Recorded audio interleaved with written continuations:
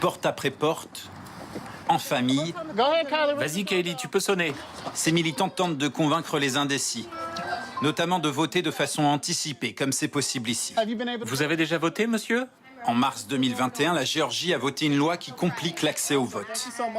Un État au passé esclavagiste, historiquement plutôt républicain, mais où les démocrates remportent de plus en plus de victoires et où Joe Biden a raflé 88% du vote noir en 2020. La Géorgie, c'est le seul État américain où le vote noir peut changer le cours d'une élection. C'est pour ça qu'on frappe aux portes. Rien n'est joué d'avance.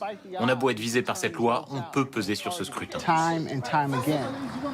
Cette loi interdit par exemple de donner à boire ou à manger aux électeurs dans les files d'attente. Rien de scandaleux en apparence, sauf qu'ici en 2020, certains ont dû attendre plus de 7 heures pour voter. Autre problème, il faut désormais une pièce d'identité pour pouvoir voter en Géorgie. Vu de France, rien de très étonnant, mais il faut savoir qu'ici, il n'y a pas d'équivalent à notre carte d'identité. Seulement un tiers des Américains possèdent un passeport. Alors maintenant, il faut utiliser ça. Le permis de conduire, c'est quasiment le seul document officiel ici. Si vous n'en avez pas ou qu'il a été suspendu, vous ne pouvez pas voter. Jennifer Jones, elle, a été victime d'une autre nouveauté.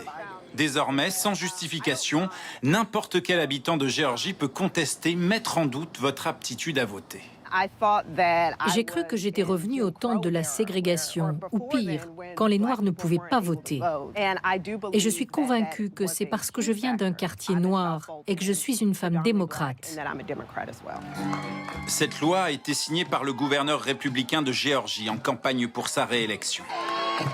Manière de répondre à sa base, persuadée à tort que l'élection de 2020 a été volée à Donald Trump.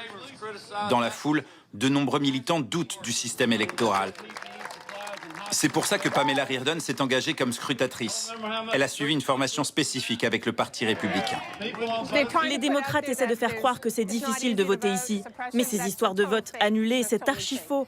Tous ceux qui viennent dans mon bureau de vote, qu'ils soient noirs, blancs, violets ou verts, ils confirment tous la même chose, que c'est très facile de voter.